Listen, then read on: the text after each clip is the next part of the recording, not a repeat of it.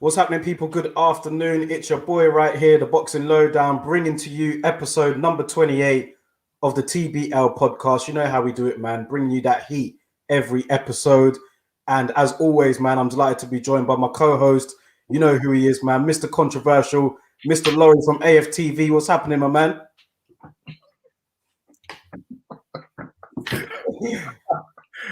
That was my little tribute, man, to Boo Boo Andrade with them uppercuts that Liam Williams found so hard to get out the way of last week.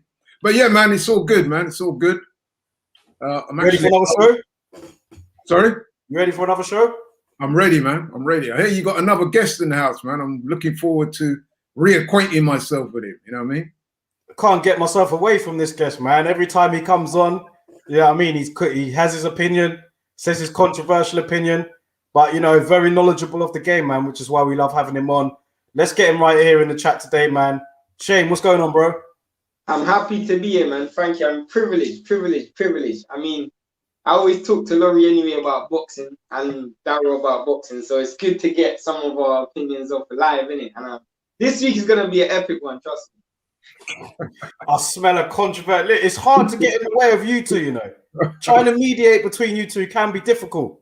That's why I say to people all the time that you're the best host on boxing, trust me, because the way you do things is very good, because you always get heated people and always people trying to get their opinions, and you always stay on the fence. Good, which is very good, man.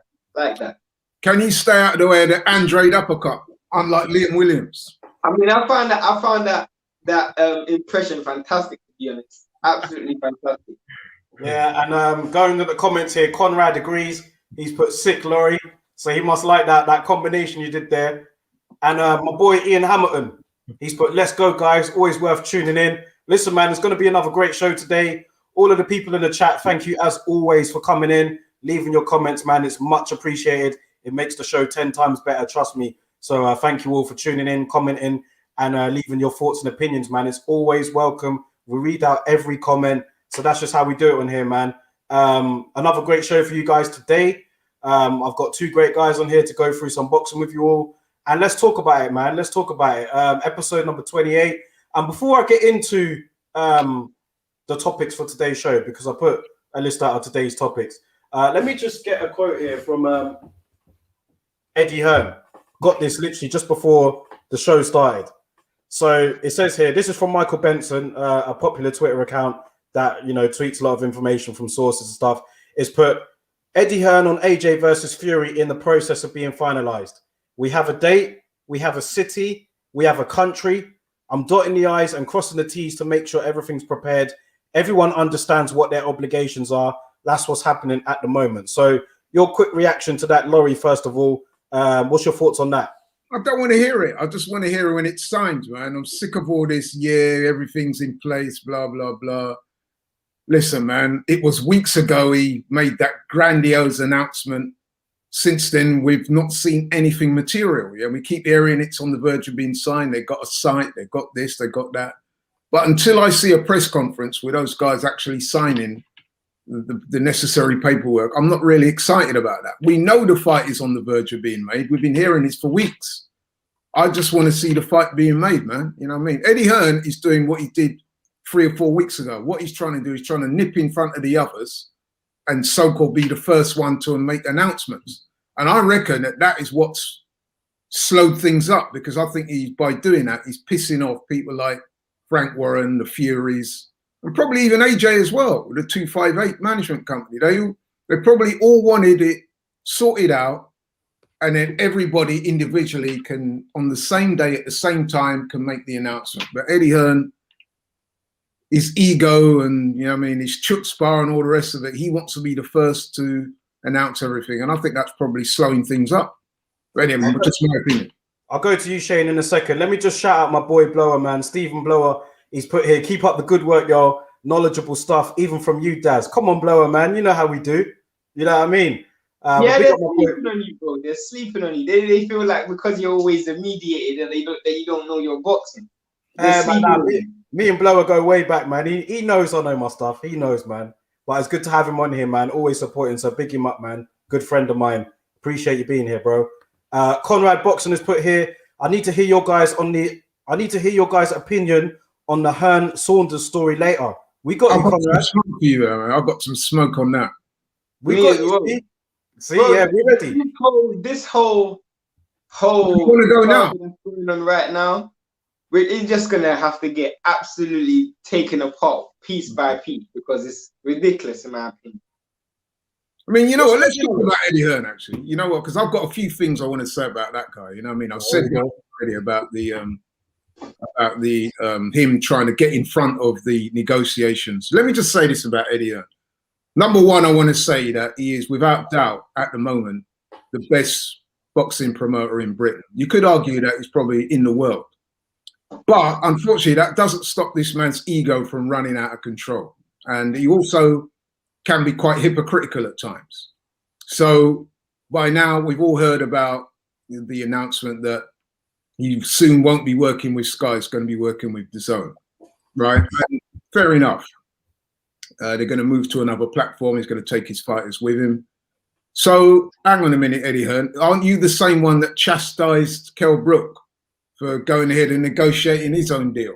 Remember when he went down that pay-per-view route and cut Eddie Hearn out? Eddie Hearn was throwing his toys out the pram and getting in his feelings about Kell Brook doing that. And I remember I was saying at the time, I don't blame Kell Brook for doing that, man, because he's been left on the shelf by Sky and Eddie Hearn, and the man's coming to the tail end of his career. It's a last world title opportunity for him, and he wants to maximize it. Eddie Hearn was accusing him of treachery and doing stuff back. So you telling me that he did all this stuff up front with Sky? He's obviously negotiated this stuff with DAZN behind Sky's back. You know what I mean? And then moving on from that, I know Shane's going to probably want to have to some saying that, but I just want to move on quickly to that interview I saw with, as I'm sure you did, Darryl, and I'm sure you did as well, Shane, the one with Billy Joe Saunders, where he was seen very upset about what he felt he'd been knifed in the back by Eddie Hearn in terms of the judges for the Canelo fight. So anyone don't know, they were supposed to have a British judge for this fight coming up against Canelo. Eddie Hearn promised him that, as he's, the chief promoter for the fight. Lo and behold, he tells Billy Joe Saunders with about a month to go, once the contract's been signed, oh, hang on a minute, I can't deliver that British judge, but don't worry, man, you'll be all right. That's bullshit, man. You know what I mean? That's utter bullshit. And that goes to, because we all said, didn't we? We all said there's no way Billy Joe Saunders is going to win a decision over Canelo in America. Absolutely no way. The little sliver of hope is that he might have at least one of the judges sort of, that you could say, well, if not sympathetic to him, but might be fair. Now they've removed that. So how do you think Billy Joe Saunders must be feeling about that? Number one, he's feeling that, listen, man, they're not going to give me no love on the cards at all. Number two, he's going to feel betrayed by Eddie Hearn.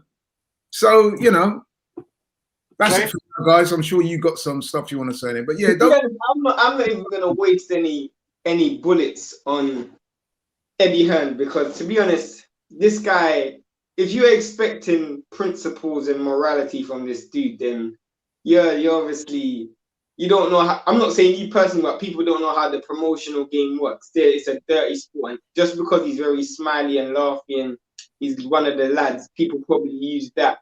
Like he's masquerading to be your friend, but really and truly he's gonna stab you in the back like everybody else. So I personally believe fighters should have no allegiance or loyalty to anybody. This is a guy who, his company was built on the back of Kell Brook.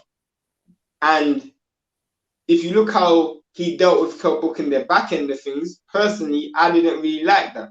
And then you look at how he's doing things now, where his company was built on the back of British fans and the support that British fans gave him. When he went to the American market, he kind of went with a certain level of swagger, like, I don't really need the American market because I'm so popping in England. And then all of a sudden, he's kind of turned his back on England and said, you know what, I don't really need the British fans. If you look at it, let's keep it real. The last couple of years, but I actually have an article on this, it's called, I can't remember it, I'll send you the link after Lowdown, but you look how trash the cards have been in England in comparison to abroad. It's been absolutely trash. Like, obviously, he's prioritized most of his money and his investment in his foreign market, and that's fair and that's fine. But to me, I don't expect or understand why people expect a certain level of courtesy from this guy when this guy has shown you several times that he has no loyalty. There's going to come a time where AJ is going to be an old horse and a dead horse, and he's going to flog him, and there's going to be somebody else. That's the way he would do things. There is no loyalty to anybody. That's the way this guy does business. Let me I'll interject as well, and both of you make some great points there. Very, very good points. As you know, I'll just play a bit of devil's advocate, as you do. Now, let's talk about Kell Brook first of all. With Kell Brook, we know, yeah, he definitely felt shafted before that Terence Crawford fight, you know, with some of the dealings that he's had with Eddie Hearn, somebody that he considered to be his friend, not just a promoter. And you're right, Shane, when you do say that on the back of Matchroom success, you have to look at the likes of Kell Brook, Carl Froch, and so on. But what about Kell Brook, though? I mean, he's not been exactly the model pro outside the ring. And there's been times where Eddie Hearn has said that, you know, he's done stuff beyond his role as a promoter with Kell Brook to try and like help him get back on his feet. And with the Sky thing, I don't have as much sympathy for Sky, because at the end of the day, it was they played a role in having Hearn monopolize boxing on that channel. So to expect him to stay for however long, and you know, like he left there at the end of the day. Now you're in a stuck situation because you helped him monopolize the game. If you carried on with your model where you had different promoters on your show, then you wouldn't be in such a mess right now, but they are. I get you, and the part that I agree with everything. The only part that I disagree with was when he was helping Kell Brook. Let's keep it real. He was helping Kell Brook when Kell Brook was his cash cow. That's a fact. He wasn't helping when Kell Brook was making him money. That's when he was helping Kell Brook. Let's say Kell Brook was in that situation now. Let's take someone like O'Hara Davis, for example. He had O'Hara Davis. As soon as there was a chance for him to get rid of him, he got rid of him because he wasn't making that money. Let's keep it real. We've seen other controversial guys or other controversial people do things. He's working with Canelo right now. And he's the same guy that said he will never work with anybody who's failed a drugs test. He said that himself. He will never work with anybody that's failed a drugs test. But he's working with Canelo right now. Where's this guy? There's no, this guy, I have nothing else to say. Shane is absolutely right. There's no credibility. There's no consistency. I mean, there's a lot of Canelo's all there buying in pajamas. Little corny ass wearing pajamas to the weigh-in, and oh, Canelo bought me these, and please, bro, you're a big man. You're a big man. Sycophant for a 25-year-old. It's sickening. And like Shane said, man, look at the way he treated O'Hara Davis. I forgot all about that. O'Hara Davis, man, he threw that guy under the bus big time. He knew that O'Hara, with that comment about the Sun newspaper and all that, right? He knew that O'Hara's gone on record as saying, I don't like football. I don't know anything about football. His beef was with the fighter. And I think the fighter wasn't even from Liverpool. It was Hull. He's from Hull. Yeah, he's from Hull, yeah. You know what I mean? And he made a silly comment. And all of a sudden, Eddie Hearn, oh, you have disciplined him. Yeah, he's no longer working with us. Come on, shut up, bro. You know what I mean? What about the Sky deal? What about that? Sky deal, you're right, Darryl, what you say, but that wasn't really my point. My point is that Eddie Hearn accused Kell Brook of negotiating behind his back and doing stuff like that. Isn't this what Eddie Hearn has done with Sky and DAZN? So I think I was highlighting the hypocrisy of the guy, you know what I mean?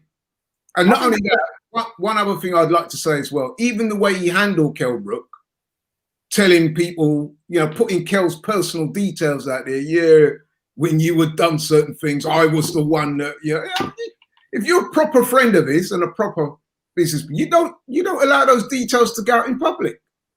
By the way, you got comments. You got some comments. I'm going to say, let's see what the people have to say about this, because we've got quite a few comments here. Big up Nathan in the chat. What's going on, Nathan? He's put here, Billy Joe Saunders' dad also mentioned it in an interview about comments Hearn has been making.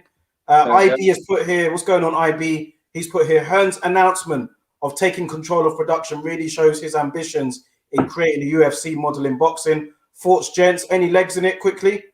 No, because to be fair, boxing, I'll keep it real. He doesn't have, this is based on my understanding of American boxing and American fans. He doesn't have a great relationship with the American public. So because of that, fighters like your Charlos, your Crawfords, your Spencers, your Wilders, those big names, your Tanks, they don't want to do business with Eddie Hearn, and we've seen that. So how could you have a monopoly or UFC type model when you don't have the ability to tap into that American market? Let's keep it real. His biggest fights in America have all involved Canelo. He hasn't made one big fight that's done massive numbers without it being Canelo. And I don't want to hear the AJ stuff because that's only big because of the British fan. Listen, at the end of the day, right, as I said before, the guy's very good at his job. No one can dispute that. You know what I mean? He's established himself as probably the best promoter in the world right now. You can make an argument for some of the other organizations, but to me anyway, Eddie Hearn's name is out there as one of the best, if not the best promoter in the world. However, being a top promoter does not bestow on you a lot of morals or integrity and things like that. And we've seen with Eddie Hearn that he's more than happy to sink to certain levels in order to get what he wants, you know what I mean? And in terms of what Shane said about not being able to sign fighters and stuff like that, he signed Canelo principally because he's got the money to do so, and others will come on board because he's already signed up a couple of, I mean, look, he's got Devin Haney.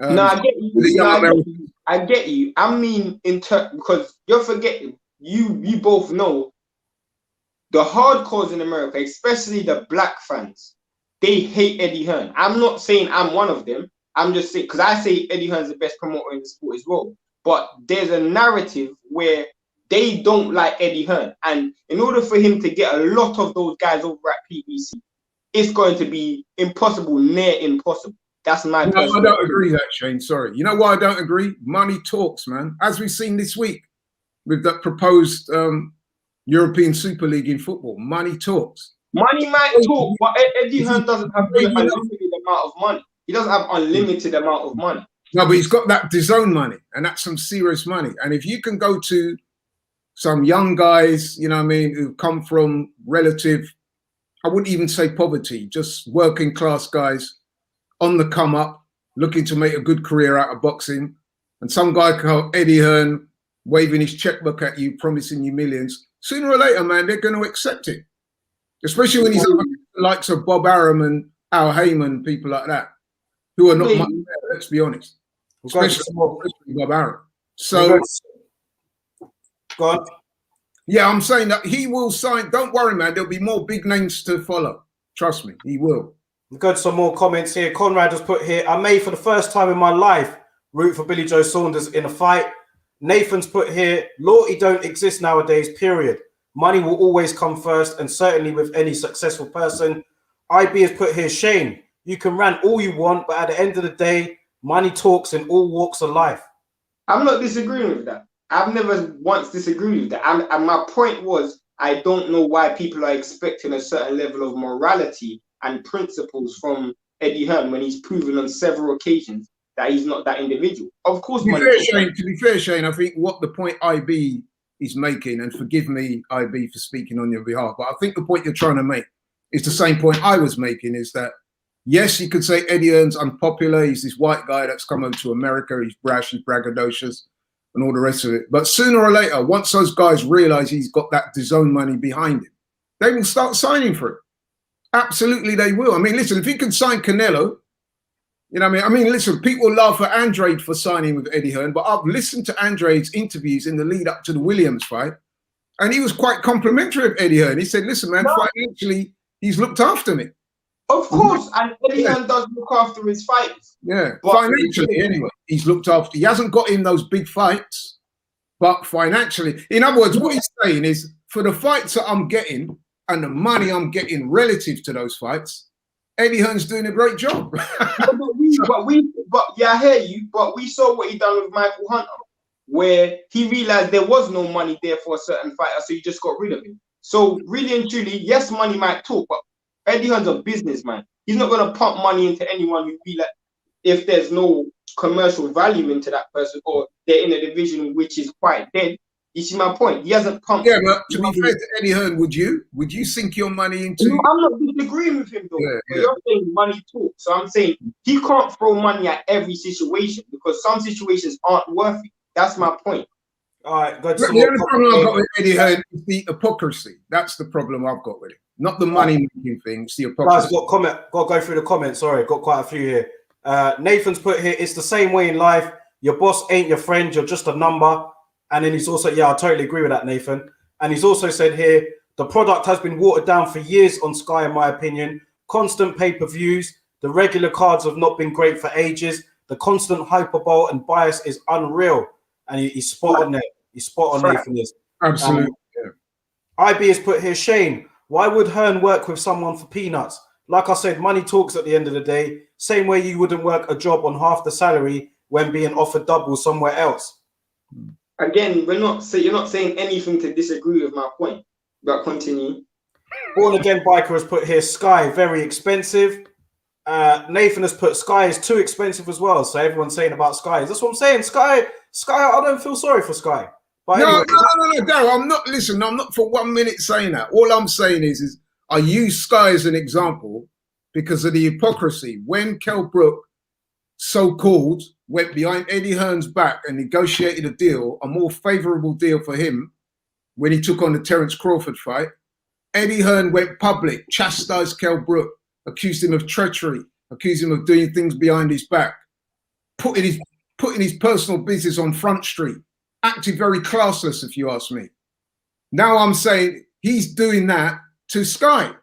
You know what I mean? The contract with Sky run out though, didn't it? Was Kell Brooks still under contract with Eddie Hearn? Because this deal with Sky run out. It's fight by fight. Fight by fight, yeah, okay. This deal was, so is it really stabbing Sky in the back when the deals run out and you're just searching for a new deal? It's not like he cut through Sky while he was still under contract with them. But me personally, I feel like it was, because we've started to see his fights, his matchroom fights being shown on the zone in England as well. Andrade, that last fight, he's signed to Sky, but it was on the zone. So do you really think, Darryl, he went to, when he was working with Sky and said, by the way, a manager of Sky, I've got a meeting this afternoon with DAZN to talk about my future. You know what I mean? He's not going to do it like that. There would have been a degree of stealthiness in the way he's organised and sorted out that deal with DAZN. 100%. It wasn't a secret though, was it? We all knew that he had it was pretty open. It was pretty out there that he was having discussions with No, we knew that he was working with them, but now he's planning on leaving altogether. I'm pretty sure he didn't go to Sky and say, look, you know what? In 6 months' time, man, I'm sorting out a deal with him because I'm going to be leaving. Because otherwise, Sky would have just terminated the deal. Surely. They would have said, well, you know what? Don't wait 6 months. You can go now because we've got to put our plans in place. Of course. And the reason why that's such a good point is because he's put on some trash cards in the last couple of weeks on Sky. Absolutely. I mean, who was the last card where he had Conor Benn headlining? All respect to Conor Benn, but that was not a headline at all. That was an absolute. Look at the card, the pay-per-view card coming up. Listen, man, I've got love for Del Boy, but Del Boy versus Joe Parker. We're going to talk about Joe Parker today. Like the shameless selling of Katie Taylor versus Natasha Jonas as some pay-per-view fight. Please, come on, man. You know what I mean? I agree with Shane. As far as pay-per-view goes, that is garbage. I won't be buying more comments. No, I won't be buying that. Shout out to everybody commenting. Yeah, loads of comments, man. Got to get through them. Nathan's put, Hearn is great at his job. No one denies that. But the fact that he described Don King as a man of great principles, it says it all about him. And IB's on smoke today, man. Big up IB. He's put, Laurie, you say money talks, but it's completely different in America. Wilder was promised 80 million, wasn't it, a few years ago for a 2-fight deal with AJ. He rejected. Heyman has got ridiculous power. Just on the Wilder point I made, I agree with you guys completely. It just seems Heyman has his fighters on a leash with Wilder and Spence, turning down career-smashing paydays. Money doesn't always, like, these guys have a deep hatred for Eddie Hearn. You don't you understand, Laurie, because you're subscribed to these channels, bro. It's like, if you go against Al Heyman and sign with Eddie Hearn, you almost be seen as a Uncle Tom. That's how people will see you. Like, no. But you know what it is, Shane? Sorry to interrupt, but you know what it is, and I've done a little bit of research on this. It's because Al Heyman does a lot for his fighters financially, so he kind of buys their loyalty. So again, it's money talks. So what he's done with several of those guys, if you listen to some of those fighters talk, they will say that what Al Heyman's done with him is that he's taught them how to manage their money more. He's introduced them to investing, and so he's given them access to financial advice that they wouldn't normally have had, and they've done well outside of boxing. Take away the guys like Brono, who's just a complete arsehole anyway. So he ain't going to listen. It doesn't matter if you had Bill Gates in front of Brono, he's still not going to listen. But what a lot of those guys have said, that Al Heyman has introduced them to new levels of knowing how to handle their money. Plus, he pays them above and beyond anyway. Right. So in a way, and it's very smart what Al Heyman's done, he's kind of bought those guys loyalty. So when Eddie Hearn's come flashing his checkbook, they've kind of looked at him as, yeah, some white guy from England flashing his checkbook at us. But guess what? We're already nice over here anyway. But what I'm saying, we're not talking about your likes of the Charlos and Errol Spence and people like that. I'm talking about the new breed coming up. The next generation. Yeah, those are the ones that Eddie Hearn's going to go after, and he's going to wave that DAZN checkbook at them, and some of them are going to come. I mean, look, like I said, look at Devin Haney. He's there. No, that's a good point. I can't argue with that. That's a good point. That's a very good point.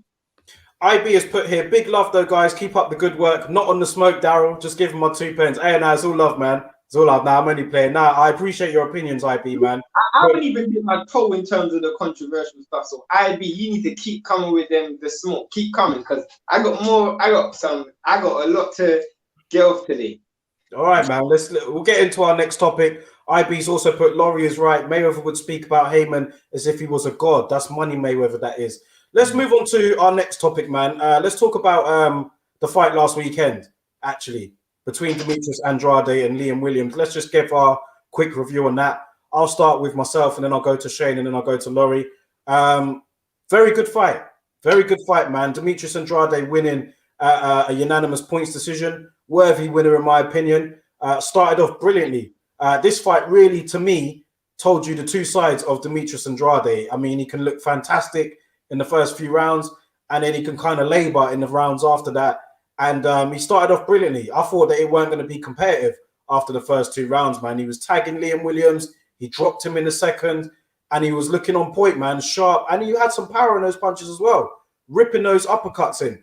But then afterwards, Liam Williams got back into the fight. Some great coaching from Dominic Ingle on the side of the ring there.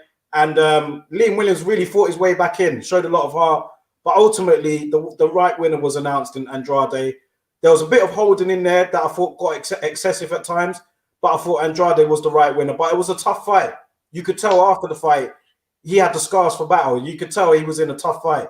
So much credit to Liam Williams, put up a great effort, but Andrade got the win. I hope now that he gets a big fight. I hope he gets that fight, because Triple G, some of those other guys at the middleweight division, I want to see those guys fight. I'm hearing that Triple G is not fighting until December. So technically, if that's true, he's holding that belt hostage. We need to see him fight in the summer, and then again in the winter if you are. But I want to see Andrade in a big fight now. Not that Liam Williams wasn't a big fight to us, but over in America, I think he needs a unification. And the middleweight division is kind of getting on my nerves at the moment.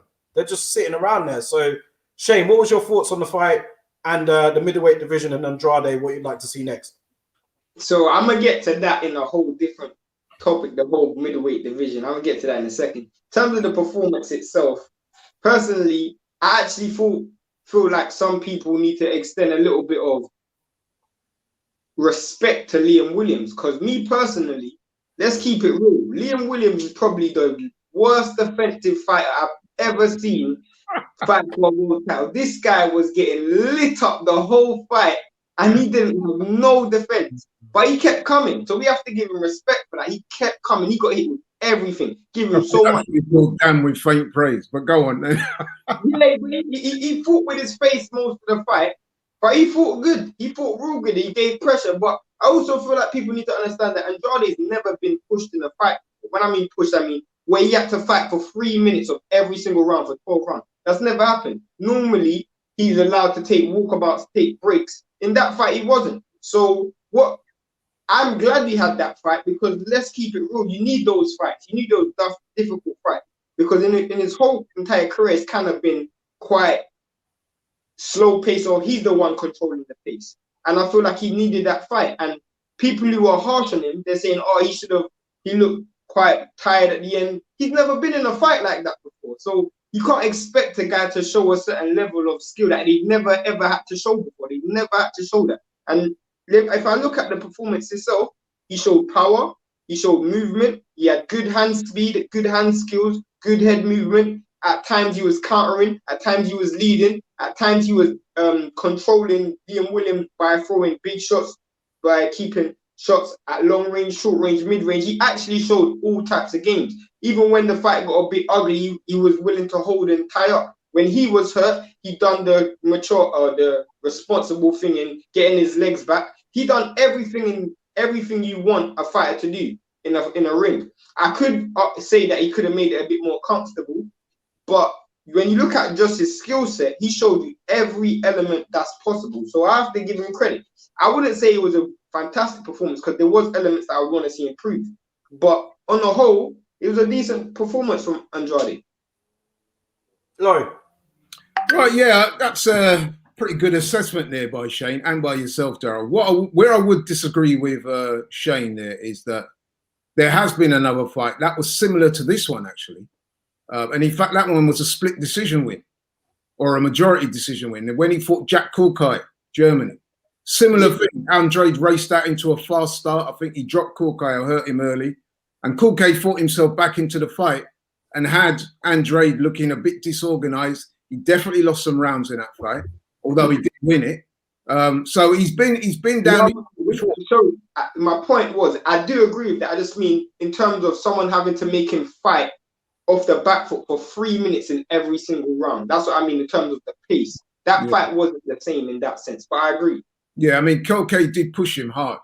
But yeah, back to this fight, the one last week. Yeah, listen, man, enough respect to Liam Williams. He did most of what he said he was going to do. And like Shane said, he pushed him hard, seemingly for 3 minutes around. And Andrade did make a sensational start. He was fast, he was sharp, he was landing shots.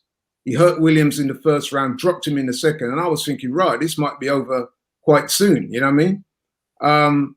But Williams is a tough man. And you know what I mean? And he came back at Andrade, and I think he surprised Andrade. And I think, to be honest with you, if Liam Williams was a little bit more schooled, a little bit more experienced, learned how to fight inside, he could have made it even worse for Andrade, you know what I mean? But the one thing I would say, and I don't think Andrade's been given enough credit for this, is that as well as Liam Williams fought and as tough as he was and as much heart as he showed, I think Andrade showed equally as much heart.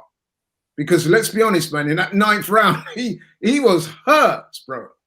You know what I mean? And I reckon he was almost ready to go, or he looked like it. I don't think Liam Williams noticed. Yeah, maybe. But so for Andrade to tough that out, and let's face it, he did win those last couple rounds, shows you that he too has got the heart of a lion as well. We shouldn't underestimate that. And I remember... Did he hold a bit though? Did he hold a bit too much? He held, but that's for the referee to do, you know what I mean? If he's getting away, I mean, I thought the referee was poor. I want to say that. The referee was poor. But if he's allowing Andrade to hold like that, then like Shane said, he's doing the sensible thing. You hold, you clear your head, you wait to feel your legs underneath you, and then you go again. It's up to the referee to take points, give you warning, you know what I mean, or whatever. Or Liam Williams' corner, Dominic should have been maybe a bit more vocal and said, listen, man, he's holding. Because he's been any more vocal? But he wasn't shouting it to the referee. So overall, I thought it's a very good fight. Fair play to Liam Williams. And it's interesting to see the reaction in America. Is that typical of America? They weren't giving Liam Williams credit for his performance. They were framing it like, maybe Andrade's past his best. He's 33 years old. He's not had the big fights. He's finding it difficult to motivate himself, blah, blah, blah. If Andrade wasn't motivated on Saturday, trust me, he would have lost. Because that took a big effort mentally on his part to get through that fight. Let's go through some comments here. Big up Nathan in the chat. He's put, Andrade fights are all similar, sorry. He starts fast. I felt he would win a comfortable decision, but he seemed to fade in the later rounds, though. And he was holding excessively. Yeah, he was. Big T has put here, Charlo bringing in Mark Breland is a good move. got two of the best coaches in the stable right now. I'll go back to that one, Big T, in a minute. I'll go back to that one. Nathan has put here, Andrade needs Triple G or Charlo, or maybe a Munguia or Morata next. And Conrad has put here, do you think Andrade receives enough respect? I feel like many fans still don't take him serious as a top fighter in the division. I'm going to get to that. I want to address that after. Let me answer that, Conrad, and then I'll go to Big T's comment about Charlo, and we'll talk about the middleweight division, both you two. So I don't think he does get enough respect at the moment. Certainly, I don't think he does. Not from this side of the pond or on the other side of the pond. I don't think he gets enough respect. I see some people saying, oh, why would Triple G be afraid of this guy? Why would he be afraid? Well, fight him then. What's Triple G doing right now? He's got the IBF belt. He's got a title. We were all screaming at Manny Pacquiao saying he can't hold the WBO belt hostage. Triple G right now has got the IBF belt, and they're talking about him not fighting until New Year's Eve. We're in April right now. Do you know what I mean? And I just think that Andrade don't get enough respect, because if he did, he would have got one of these fights by now. And I want to see him get one of the fights, man. I see a lot of Americans don't really take to Andrade because he's not really on that side of the PBC. You know, he's with Eddie Hearn, so some of them might look at him as a bit of a traitor, maybe. You know, some of his style can be very good to watch for me, but for others, it might not be as pleasing on the eye. So that might be another reason why. Some people might look at him as a bit corny. I know I said that last week, but that don't mean I don't have any respect for him as a fighter. So yeah, I think that he could get more respect from the boxing public. I mean, he's got a tremendous amateur career, and he's undefeated as a pro, and he's a two-weight world champion. So if you can't get respect for that, then what are you going to do? But guys, I want to get your thoughts on Charlo bringing in Mark Breland and the middleweight division, and Andrade not getting respect. So let's start with that one first. Go to your dad first, because I'm going to need a little bit of a run-up for this one. Go ahead. All right, Laurie. So Andrade getting the respect, Charlo, and the middleweight division. Listen, about Charlo, I'm sorry, about Andrade, you said it yourself. Distinguished amateur career, two-time world champion, unbeaten. You know what I mean? You've got to put respect on the man's name. No one's come up with a blueprint to beat him yet. He's been pushed hard a couple of times. He's come through it. And like I said, on Saturday, I don't think he was given enough credit for the toughness and the heart that he also showed in that fight. It's not all one-way traffic. When you get a fight like that so keenly contested and so hard fought, it's not just one guy that's making the fight, is it? It's two of them. So Andrade was hurt I think he got hurt in the third round. There was a moment in that fight where they both landed simultaneously and they were both hurt, right? So he's come through that storm. And in the ninth round, he was properly hurt. Like you said, maybe Liam Williams didn't realize it as much at the time, you know what I mean? But he properly hurt Andrade. And Andrade come through it. And in fact, he won the 10th and 11th round. So that shows you that the man's able to handle adversity. So he needs to be shown respect for that. I know a lot of people are not, you know what I mean, too up on him as he's slightly quirky, or maybe even very quirky. Some would say corny. But then, like you said, man, that shouldn't necessarily dictate what you think about him as a fighter. You know what I mean? I like him, man. I think he's... Listen, man, you can't have... I said it last week, and I'll say it again this week. You can't have all your boxers as this prototype macho, I'm going to knock him out, I'm a come forward fighter, this and that. That's great, but it doesn't work for everyone. And boxing's not like that. There are different ways of winning fights. So that's how I feel about it. With regards to the Mark Breland coaching Charlo, yeah, it could be a good move. Slightly surprised. I would imagine there's a little brethren thing going on. I know Ronnie Shields and Mark Breland are supposed to be quite close. He's looking out for Mark Breland, bringing him in. But listen, man, if he can add some things to Charlo's game, it's never too late to learn. I have to say, though, that let's be honest, man, it's not like, from a coaching perspective, that Breland's done a great job with Wilder, has it? Because, you know what I mean? He's been with Wilder all that time, and his skill set, if anything, has regressed over the years, not improved. But hey, listen, man, that doesn't mean to say that Mark Breland's not a good coach. He's got a tremendous career in boxing. He's well respected, it would appear. So I'm sure he'll bring something to the table. And the middleweight division. What do you reckon about the middleweight division right now? You, Laurie, and then Shane. Cancel Triple G. Get him the hell out of this business, man. I mean, man's just slow it. I'm sick of talking about this guy. You know what I mean? People criticize Andrade. At least he wants to fight. You know what I mean?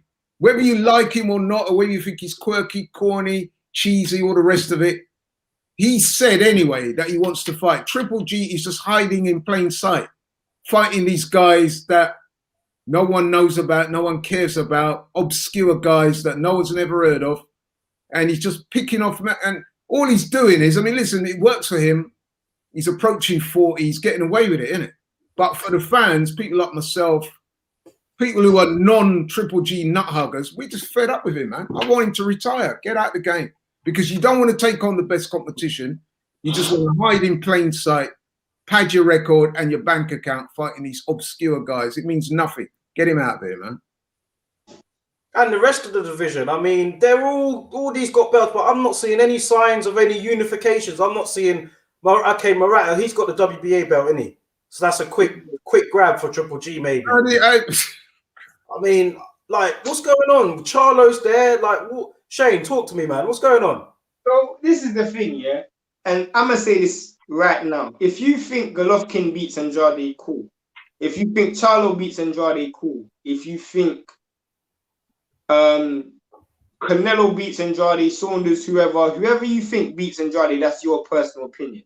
What I have a massive grievance with is basically people saying because of Andrade's performances or his opponent, he doesn't deserve those fights. And I've heard many people say that he doesn't deserve these fights or he needs to do more to earn these fights. Firstly, let's address this point blank period. Billy Joe Saunders is about to fight Canelo. The only reason why Billy Joe Saunders has any form of credibility right now is because when he was supposed to fight Andrade, he failed a drugs test. Nobody doesn't even remember that. He failed a drugs test when he was supposed to fight Andrade. Munguia was Andrade's mandatory, and he moved up to 160 when you're WBO champion at 154. When you move up, you're automatically mandatory. He was mandatory, and he ducked the fight. He ducked it. Canelo was one fight away from being undisputed. All he needed to do was go and see Andrade. He didn't. He ducked that fight. So this is the thing that I have to say to people. All of these people are talking about Andrade will lose to all of these guys. Obviously, you have more confidence in these fighters than they have in themselves because none of them have taken that fight. None of them have taken that fight. And when you look at it and you look at how so many people are able to, me personally, it stems back to this, innit? Golovkin, after the Derevianchenko fight, he realized his time in boxing is done. So he's just looking for the most money opportunity. That's what he's doing. So as you said, why is he fighting for the belt? I don't know. Why is he fighting for the belt? I don't know. The IBF was so quick to strip other champions of their belts. Strip him. Just strip him. Get him out. When was the last time he had a meaningful fight was 2 years ago, 2019. When 2021, and we're saying he's not going to fight until December 2021. He needs to leave as well. When it comes to Andrade and Charlo, personally, that's the fight I want to see.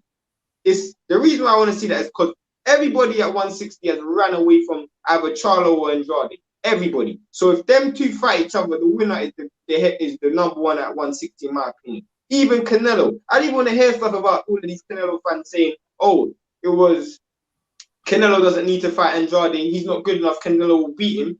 Andrade hasn't done anything. What has Yildirim done? What has Saunders done? What has Caleb Plant done? There's a constant consistency. These guys are ducking these fights. I don't want to say why some people have their own opinions. Some people say I'm not even going to get into that, but there's a clear reason that Charlo and Andrade can't get big fights. They can't get the elephant in the room you're talking about, bro. And I hear you. If you want to address the elephant in the room, it's what Terence Crawford said the other day. And I have to say there has to be some form of validation to it, where these guys, they just don't like fighting black fighters. And I'm the last person to go on the race car, but that's one of the things that it has to be so evident to me. You fought Yildirim as a mandatory, but you didn't want to fight Charlo as a mandatory. You want to be undisputed at 168, but when you were one fight away from being undisputed at 160, you turned the fight down. So someone has to explain that to me. That doesn't make sense. You know what makes me laugh as well, right? You get guys like Canelo saying, "Oh, I'm not going to fight Andrade. He brings nothing to the table." And then, like Shane says, what does Abner Yildirim bring to the table?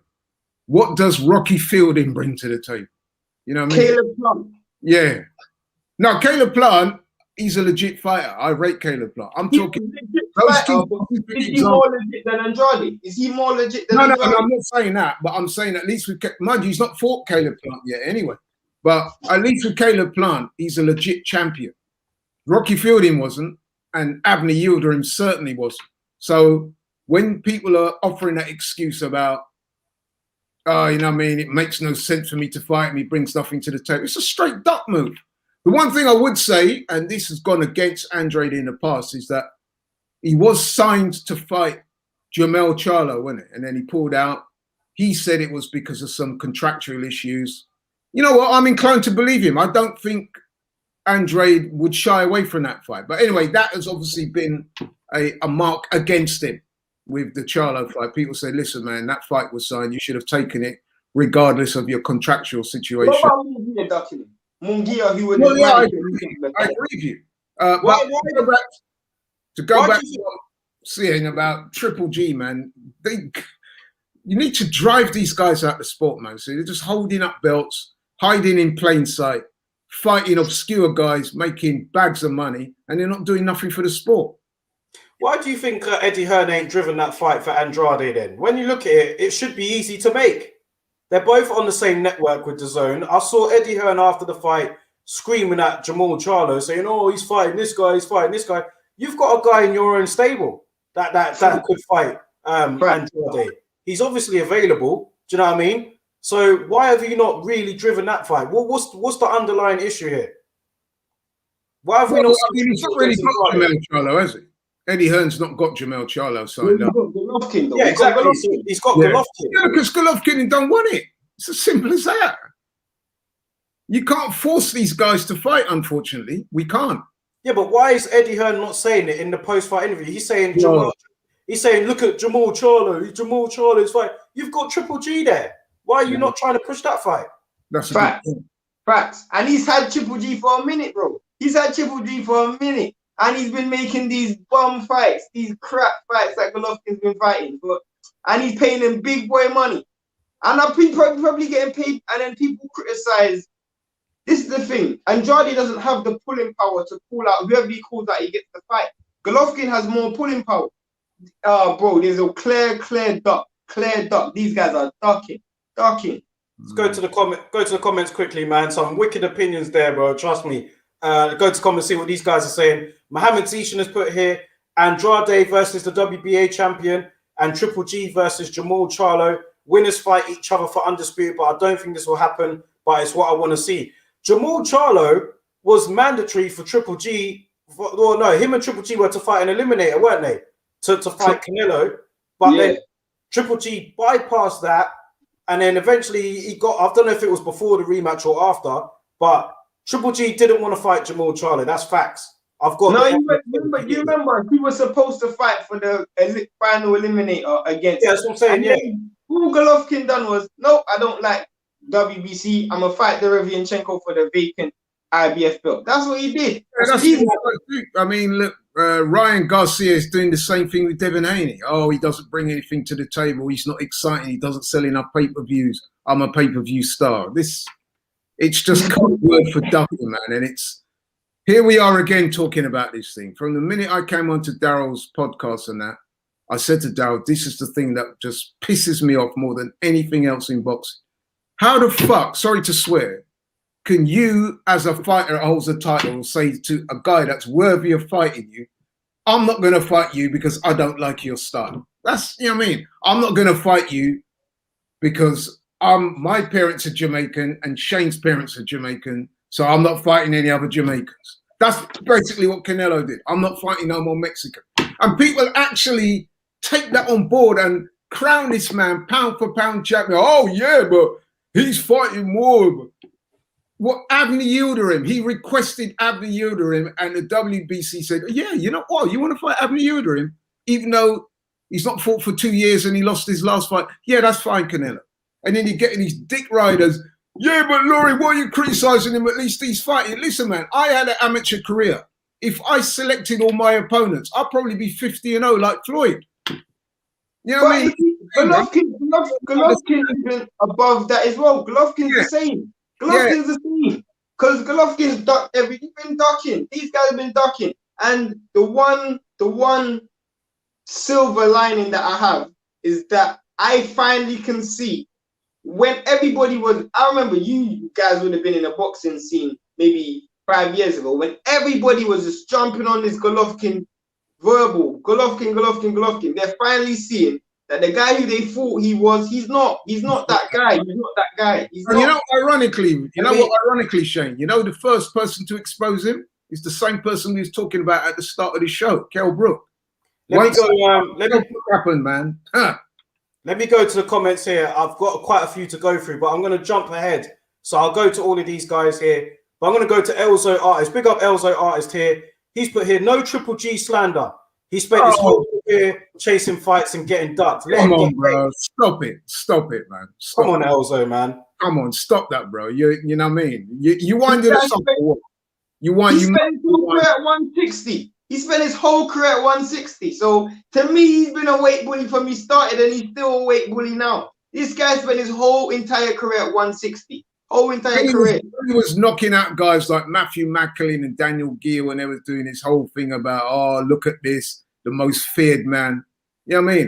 As soon as he ran into a bit of trouble, man, because he lost to Danny Jacobs. You know what I mean? And from that, he lost to Derevyanchenko. Elzo, what I will say, Elzo, look, if you want him to get paid, give up the belt.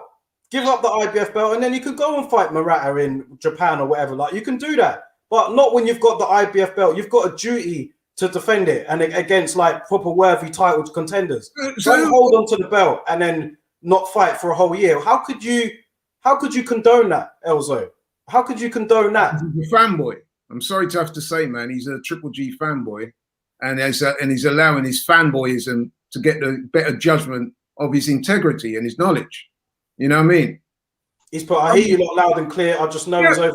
Over the hill, like Shane says, get out the game. You know what I mean? And let the young guys contest. He can still fight, you know. Triple G, you can give up the title. You can still fight. I'm sure people like Elzo would want to watch him. I personally wouldn't. But there's still a market for people like Triple G. Even like Pacquiao, you know what I mean? Like, there's still a market to watch Pacquiao fight. But don't hold the belts hostage.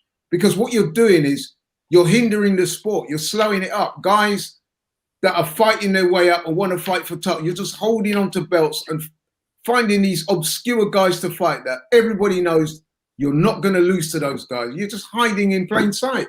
It's wrong. Big up Elzo anyway, man. Appreciate the comment, bro. So thank you for joining the stream anyway. We'll go through some more comments here. Listen, we still got to talk about this fight. Hashman Boxing, I haven't forgotten. This is a big fight that we need to preview. But once again, listen, with these two on, and we get people going, it's a wrap. No, you know why though? You know why? Because this whole week here and this weekend, and there's been public figures. I told you about it off camera. I won't say on camera, but I'll speak to Laurie after. But I told you about it off camera. Yeah, bro, I don't like what's been going on because people have been making excuses for ducking, and because Andrade had a shaky performance, all of a sudden he doesn't deserve a fight with these guys. That's a load of crap. That is a load of crap. Hashman, I'm gonna get to this in a minute. I'll read through these comments and then we'll preview Bentley versus Cash because it's a great domestic matchup. So Big T, he's put here, since the scare against Lara, which most people say Canelo lost, he's avoided skilled black fighters. He's openly admitted he struggles against those fighters. Conrad has said Triple G doesn't want it, or Hearn's got a bigger money fight lined up for Triple G. Who? But anyway, I'll carry on. Hashman said, I used to be a massive Golovkin fan from 2013 to 2018. Since then, he is a joke. Ducking unification and only looking for a payday from Canelo. What a joke. So people are agreeing. Hashman has put here, salute to Charlo and Castano for the undisputed fighting for the 154-pound undisputed championship. Big up to them. And Taylor versus Ramirez as well, like Hashman has pointed out. So big up Hashman. He knows what time it is.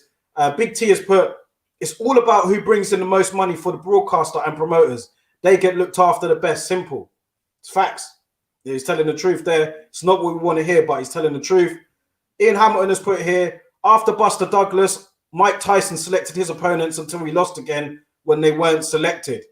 So Ian Hamilton has to say. Mohammed Zishan has put here, Laurie was probably knocking people out for fun in the amateurs. And yeah, we've got Elzo's comments here. Big up Elzo and everybody else, man. Let's go through some more. I've got loads of comments here, man. So we're going to go through them. Hashman has put here, didn't Andre Ward expose Golovkin? Yes, he did.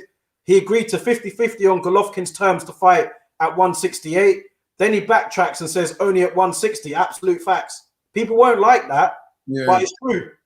Do you remember as well when Canelo first started with his knockout run? The man was actually calling out Floyd Mayweather, saying, yeah, I would go to 154. And I was thinking, I'd stop it, bro. You know what I mean? Like, you're a middleweight and you're calling out Floyd.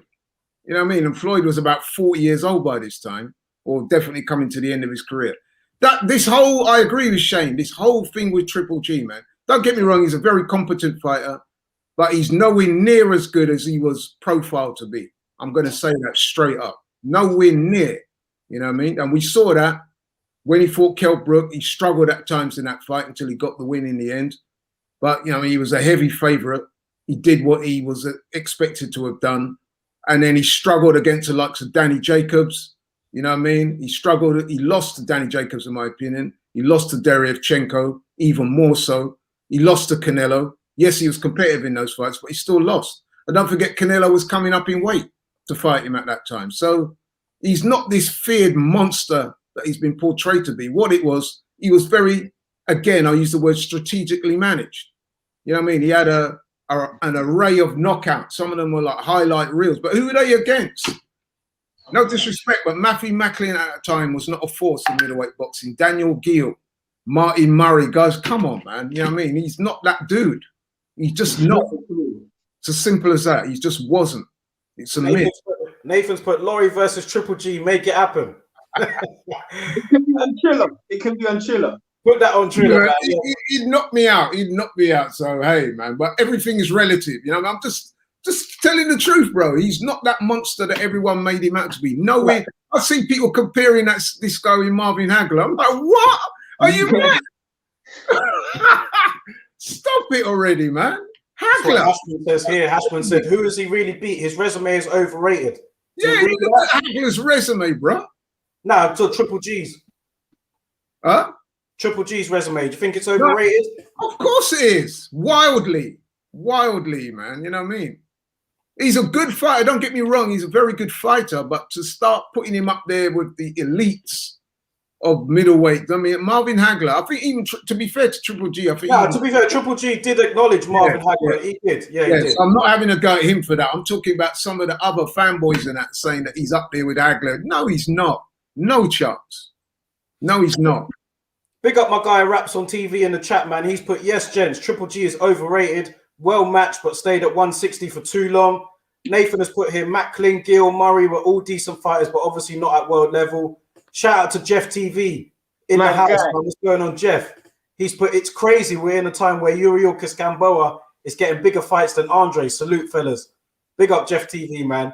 I think he's referring to, I think what it is with Yuriorkis Gamboa, he's at that stage in his career now where he's just getting passed around to the young guys, isn't it? So he fought Tank, he fought Devin Haney, and now they're lining him up to fight Chris Colbert. So I don't know. I think if I was in Yuriorkis Gamboa's camp, man, I'd be watching over him very careful, because the way he's getting passed around and beaten up by these young guys, man, it's not very good for your health. These comments are coming.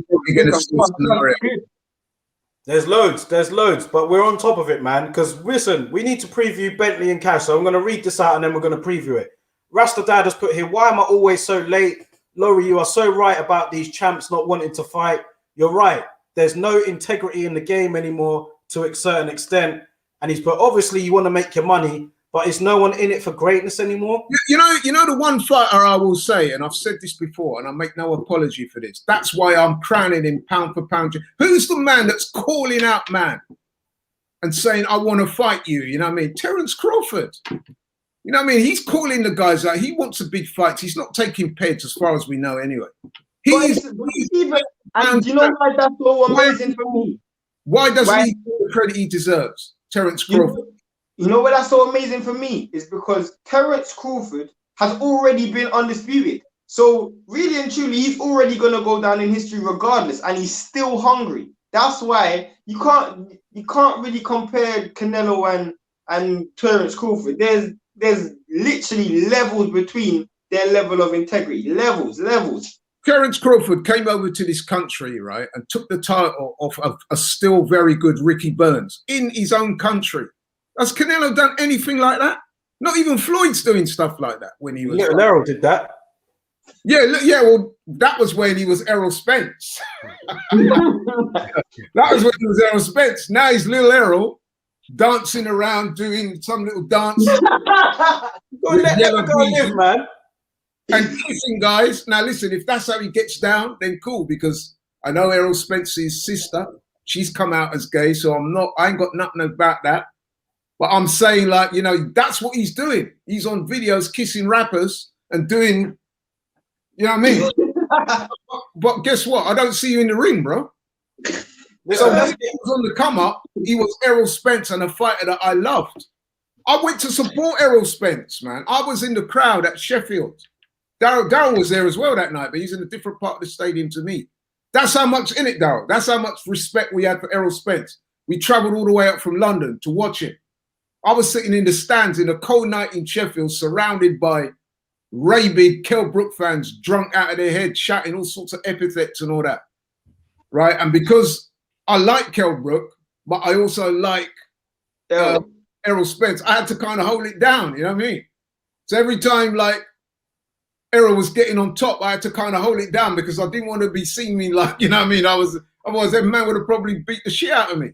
So I know what I'm talking about Errol Spence, bro. I've been watching him from the amateur days when he came to London in the 2012 Olympics and he got robbed by the Indian guy. I was there. You know what I mean? I've seen all that, bro.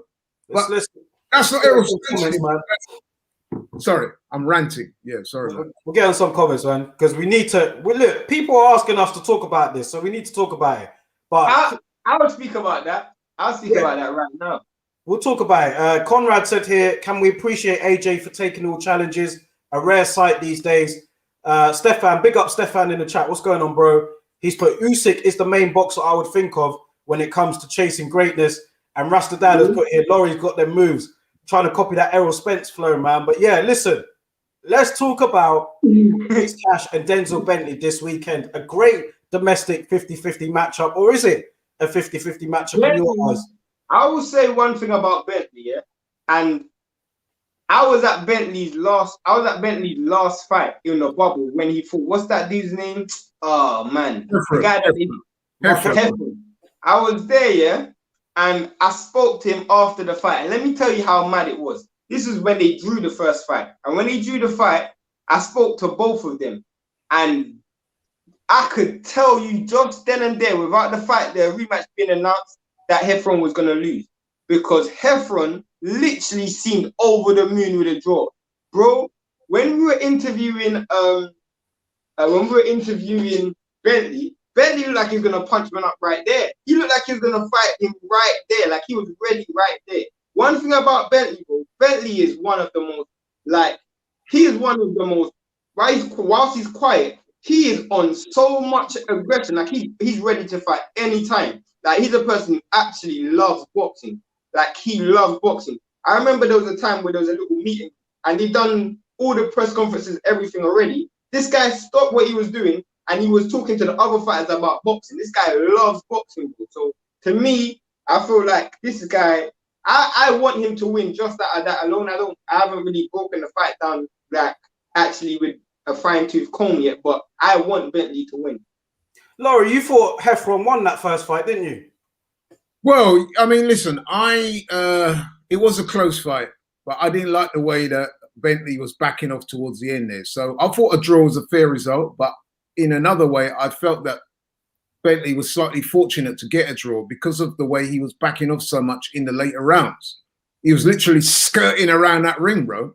And put it this way, if that fight had been in America, I think he would have lost it because I think that in America, they score fights slightly differently.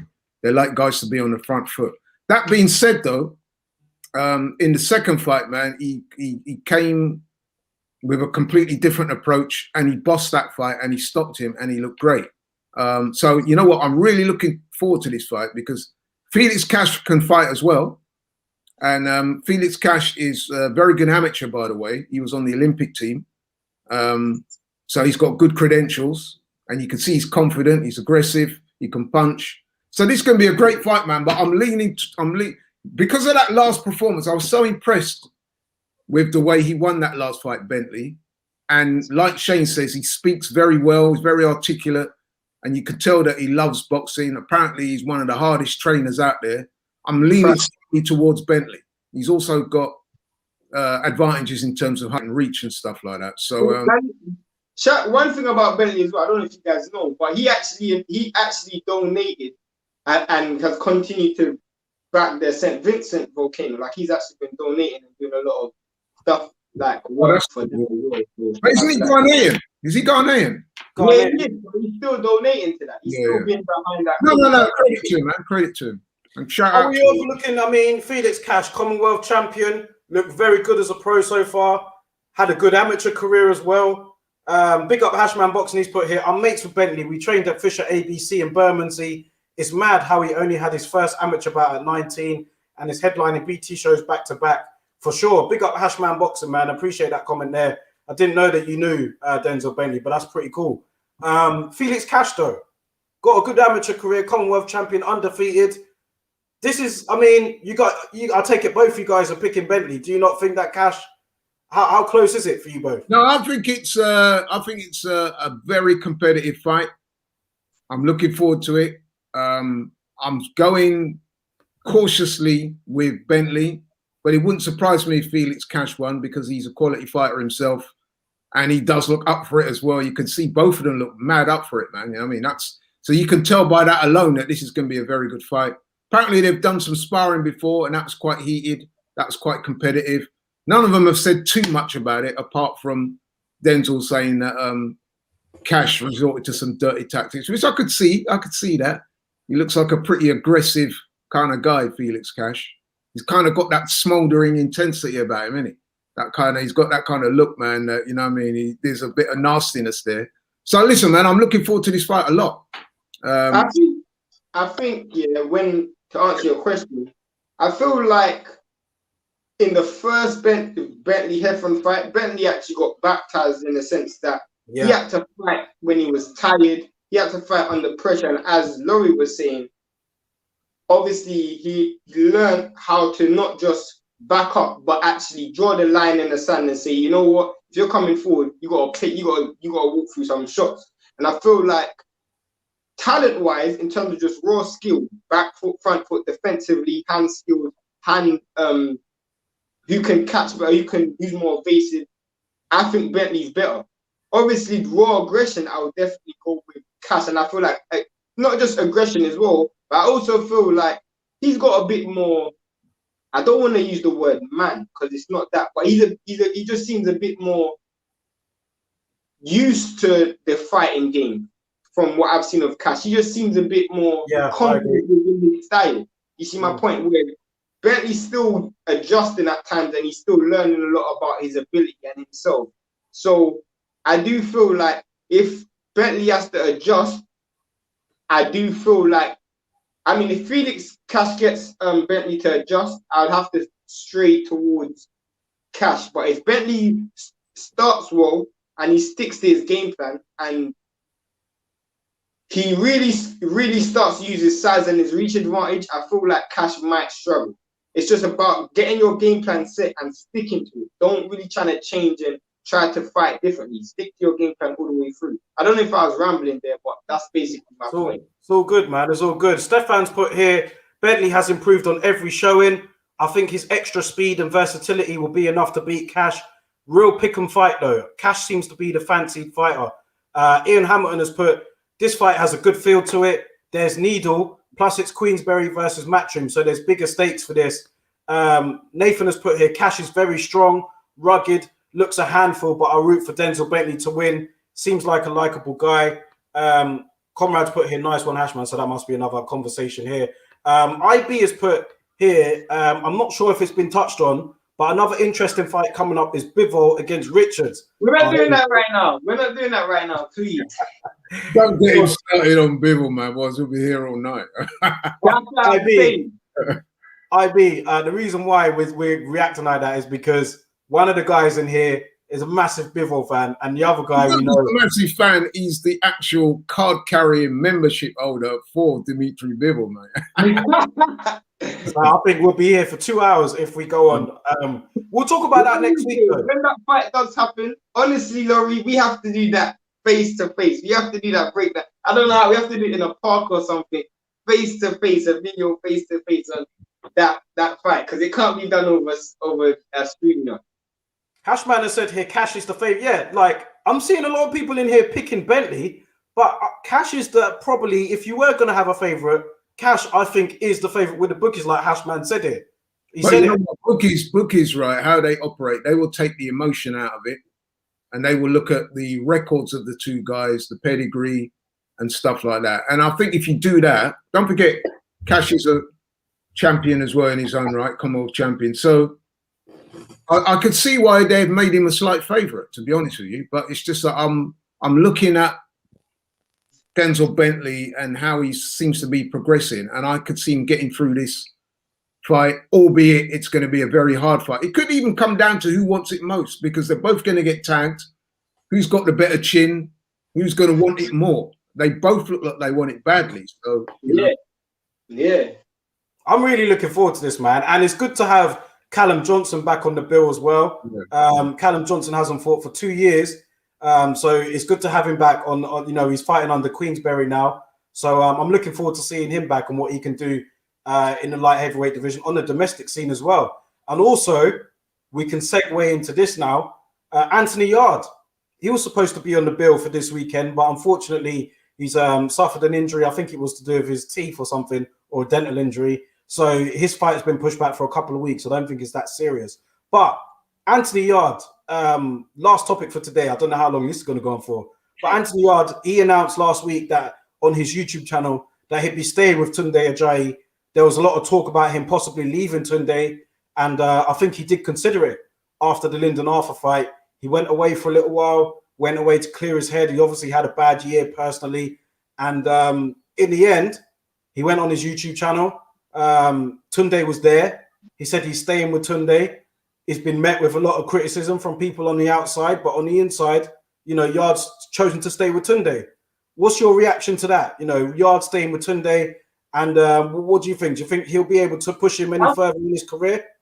I was just surprised on how humble and quiet Tunde was during that whole entire He was, wasn't he? He just seemed quite humble to me. Like, Tunde's a guy, whenever the mic's near anyone, he's a grab the mic type of guy and let me speak. He was actually quite quiet. So I don't know if Tunde is in a situation where I'm actually not liking the fact that he was so quiet. Because Tunde is Tunde. And personally, I want him to be that character of where obviously he brought a lot of vibe, he brought a lot of confidence to the dressing room. And to me, he didn't bring that much else. So if you're removing that vibe and confidence from the dressing room, what else is he there for? That's my point. Maybe it was just that interview. Maybe it was just that, because he didn't really say much. He was just really in the background, and Yard wanted to talk. Maybe that was what they agreed on before. But Laurie, what's your thoughts about Tunde and Yard continuing their relationship together, professionally, of course? By the way, I just want to say very, very quickly, now that we're talking about the domestic light heavyweight scene, it would be remiss not to big up my boy, Dan Aziz. Got a very good win against a very difficult opponent in Ricky Summers. A big up to Dan Aziz. Right, back to the conversation at hand. Anthony Yard. I'm not surprised that he's still with Tunde. I think, listen, man, Anthony Yard, he knows Tunde more than anyone. He's obviously happy, or maybe he's not totally happy, but maybe they've sat down, they've had a heart-to-heart, they've had a conversation. Maybe Anthony said, listen, from now on, we're going to do things slightly different, because I know they're bringing somebody else on board to oversee things, maybe not oversee, but an assist there to help out, which I think is a good move. And maybe he said, listen, going forward, there'll be slightly less from you and more from me. I'm going to take more control over my career in that sense. Now, some would say maybe that's not a good thing. Some would say maybe Anthony Yarde needs somebody who's more of a sergeant major type of guy that's going to control things. But then he probably doesn't think that he works best under those conditions. So I think we should let him see how it plays out, man. You know what I mean? Like Daryl said, he's not had a good year. And don't forget, he's had some personal issues as well, what with losing a couple of members of his family through COVID. We shouldn't forget that and how that might have played out as well. You know what I mean? That is a factor. So I'm looking forward to seeing Anthony back in the ring, man. I'm a big fan of his. I know him personally. Nice guy. As Tunde, lovely guy, you know what I mean? They've got their persona, especially Tunde's got this persona. Not everybody likes it, but hey, that's who he is. And like Shane says, you don't want to take all that away from him, you know what I mean? Because like he says, he brings a lot of confidence to the camp. He brings a lot of personality and character there, which, to be fair, let's be honest, man, when it was working well, no one was complaining, you know what I mean? So we shouldn't say just because he's had the loss to Kovalev and the loss to Lyndon Arthur. I personally think they got the tactics wrong on the night. And I think that they underestimated Lyndon Arthur. But I think they got the tactics wrong in both fights. Yeah. And I feel like when you're looking at it, the biggest problem that I have with him keep sticking to Tunde Ajayi is the fact that he didn't bring in a technician. Someone who's used to formulating game plans. Like I've been a big critic, of Daniel Dubois. But when I heard he started to work with Mark Tibbs, you don't say. But when I heard he started working with Mark Tibbs, I was like, okay, I understand the thinking. This is a guy who's worked with people and formulating game plans in pressure situations. Personally, I would have liked to see someone in his camp do that. You know, someone getting him working on certain fundamentals, certain basics like stamina, for example. You see my point? Like, yeah. I just wanted to. You know what it is as well, right? I honestly, because I know both these guys well. I've seen them train. I've seen how hard they work. Myself and Daryl did a very good interview with Tunde years ago. And we sat down with Tunde and Anthony Yarde and chopped it up for hours, even long after the interview had gone. And we were talking about boxing. So I know a little bit about the philosophy those men work to. So they're deep in the game, trust me, man. They may laugh and joke and they give that impression that they're enjoying themselves too much. But these guys do work very hard. They know they're boxing. Me personally, and they probably wouldn't thank me for saying that, but I'm just being honest. Looking at it from my perspective when I watched it, I got the impression that both Tunde and Anthony slightly underestimated Lyndon Arthur. I thought that they thought their game plan was to go in there and knock him out. And then when they didn't knock him out, or they left it so late that they were behind on points. And you saw that when Anthony went for it, he had Lyndon in trouble. Lyndon even said to himself he was hurt in that last round. You know what I mean? But the problem is Anthony and Tunde got their tactics wrong on the night. They lost the fight. They lost the fight deservedly, in my opinion, although it could be argued it was close, but I thought he lost. But listen, man, it's not the end of the world. It's not like he got knocked spark out and got ruthlessly exposed and all the rest of it. Listen, man, he's a young guy. He had a very limited amateur career. You know what I mean? He's still a long way to go. I just hope that when they come back, they get things right, because he's an exciting talent, man. And I want to see him back in the ring doing his thing. Houseman Boxing has put here, Yarde and O'Hara have similar records. They both trained with Tunde, have 2 losses. One was by stoppage, and the other loss was to Catterall and Arthur, respectively. They looked gun-shy and was in very boring fights, so he's not holding back there. IB has put, are we all in agreement that Buatsi schools Yarde? Should they fight? I'm not in agreement with that at all. I'm not necessarily, no, because one thing I would say about Buatsi, and I've been saying it from time, he's got a porous defense. He gets hit a lot. I was going to say that, bro. You're stealing my lines. So no, but I think that guy for British boxing. Fantastic boxer.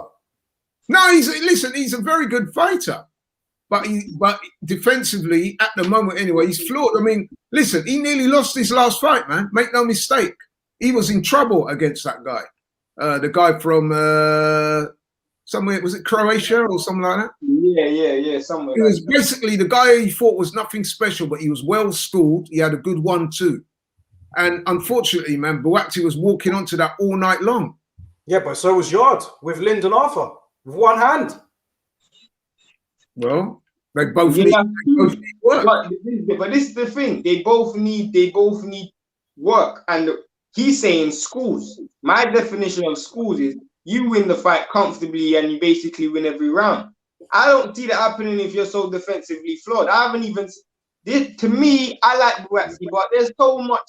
Personally, as much as I think he's going to lose his next fight, I think still the number one 175-pounder in England. What about Callum Johnson? What about Callum Johnson, Craig Richards, Callum Smith? I was going to say Craig Richards to me, based on what he's done in the last couple of years, when he beat Shakan, who else did he beat? Andre Sterling, and he got another good win that he knocked out in the first round. Who was that kid he knocked out in the first round?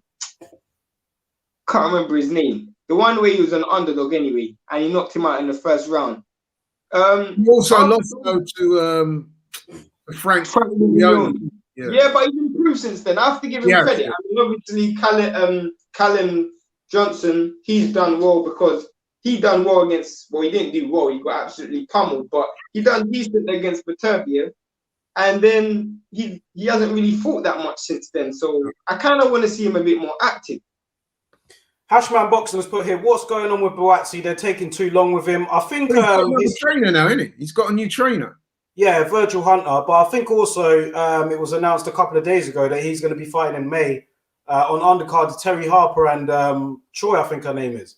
I'm seeing a little growing trend now where a lot of these guys are getting American training. I think Chisora's Buddy McGirt training. They've been listening to the channel and they've been hearing me say that these British trainers are trash, and they starting to get. You know what's interesting? Buddy McGirt has admitted that he's never even seen Derek Chisora fight. Yeah. That fill me with much optimism, man. You know what I mean? So basically, you're saying then indirectly that it's just a money thing. That maybe Derek hit you up, offered you a bag, and now you're coming over to try. How can you go on record as saying that? I've never even seen him fight. I mean, Derek is a high-profile heavyweight. He's had big fights against Klitschko and David Hay and Usyk and a number of other guys. And you're telling me you've never from what I've seen, because Buddy McGirt is one of my favorite trainers. He seems to be in a bit of a bubble in life. Like he just like even if you follow him on Instagram, all he cares about is who's in his own gym. That's literally the impression I got. Like he didn't even know that much about Anthony Yard. Yeah. Daryl, don't you find that bizarre that you're training Derek Chisora for, let's face it, it's a big fight for Derek, because if he loses this, he might as well just pack it in to be all, you know what I mean? And let's be honest, it's a fight that he's not expected to win, even though we, you know what I mean, I personally hope he wins. You know what I mean? But it's a last chance saloon for Derek Chisora, man. If you don't beat Parker, you might as well pack it in, even though he probably won't.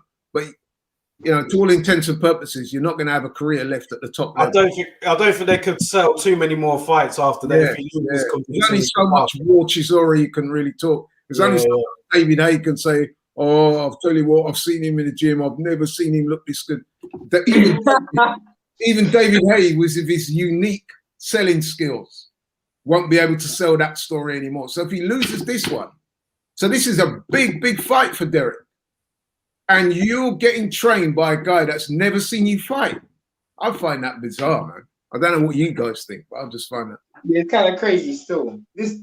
Ian Hamilton has put here, not surprising that Yard is keeping Tunde around. They are like brothers, and that can be hard to break. I totally agree, Ian. Plus, Tunde is a good mouthpiece for Yard, but adding to the team is okay. You're spot on there, bro. IB has put here, Daryl makes a great point of losing to the jab. Buatsi can bang and he can box. He definitely won't lose to a jab. His last performance against Kalic was after a 14-month layoff. Unfair to compare, in my opinion.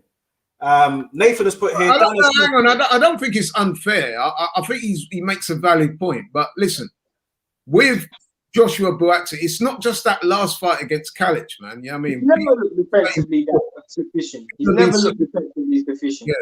People have been saying before that fight that Buatsi is a very exciting talent. He's a very good fighter, but he does get a hit. Because what it is with Buatsi, and I've said it on this show before, he's so committed to attack that sometimes he's willing to take one or two to land these big shots. Conrad has said here, say goodbye to Chisora then because he won't beat Parker. I can't see it. Although, listen, I'd love Derek because don't even get me started about Joe. Yeah, it's not even. Yeah, we wait till next week for that. Don't get me started on that guy. But I'd love to see it, but I can't see it. Yeah, man. Just going through some comments here. Listen, bro, this might be the most comments. I can't keep up with the comments today. Yeah. Too many. Good though. That's good. That's what you want. Yeah, it's all good, man. I love it, man. I appreciate everybody in here. Scott 70 has put here. This will be Chisora's last time to headline a pay-per-view. What's good, Scott 70? That's my guy from Jeff's channel. Scott. Big up Scott 70, man. He was the one that got Lowy. He got all of us on it when he spoke about Joseph Parker before. I have a couple of days ago. I remember on the show actually. So big up Scott 70, man. Appreciate you, bro. Before we go, I'm going to read these comments here before I go. But before I go, I want to say Friday night, I want to shout out my boy K Prosper, man. He's headlining on. He's fighting against Sandor Martin. Martin, he's the European champion, and K Prosper's got a massive opportunity from Luton. My guy, you know, we go back when I first started this channel, when I first launched it. The first person who offered me an interview, who agreed to it, was K, and now he's fighting this weekend. Well, fighting on Friday, and I'm behind him all the way, man. I want to see him do it. Obviously, you know, he's being brought in as the opponent. But listen, man, if you see the shape he is in, he's just a fantastic fighter as well, man. I really want to see him do it, man. And it's for the European light welterweight title, headlining on Friday, Matchroom card on DAZN. Make sure you guys tune in, man. I really want to see K do the job. And I will be. I mean, as I've said to you before many times, I actually subscribe to the DAZN, so I've got the app, man. I've got the app on my phone, so yeah, I'll be watching for sure. And yeah, big up, man, to K. I really hope he does it. I'm confident that he will, man. Big up, respect. Do your thing, bro. Definitely, I'm looking forward to that. Shane, have you had a chance to look at that card on Friday? No, I'm not gonna lie. I've been off with boxing. I was telling you today, I didn't even know that Marcus Brown fought. So I've been off with boxing for. Did he fight? He fought yesterday. How did he get on? He fought some guy who's 21-12 or something like that. You know what? Marcus Brown would be an excellent fight for somebody like Joshua Buatsi. Stefan said here, Buatsi has gone out of his comfort zone looking for improvements. Has yard. Bad boy point. That's a really good but you know what the other thing is with Anthony Yardes, right? And this is something that shouldn't be overlooked. Am I right in thinking that he's also managed by Tunde? Yeah. So you know, so to dispense with him completely probably financially doesn't make sense for him either. So you got to take that into consideration also. But no, he's not brought anyone in. He's not. Well, he's brought Jason Cook in. Sorry, he has brought somebody else in. But is that in his comfort zone, like Stefan's saying? Buatsi's gone to America looking to. You know what it is, right? Sometimes it's comfort zone versus people you trust and are happy to work alongside. Boxing's a very individual sport. It's also a team sport, insofar as you're the one that has to do the work, but you also have to have people around you that you feel comfortable with and you can trust. Now, we all know that Tunde and Anthony Yarde's relationship is very deep. I mean, Anthony's described it almost as a second dad. So maybe Tunde is able to push certain buttons that another guy might find it difficult to do. So you can't underestimate the strength of that relationship, is what I'm saying.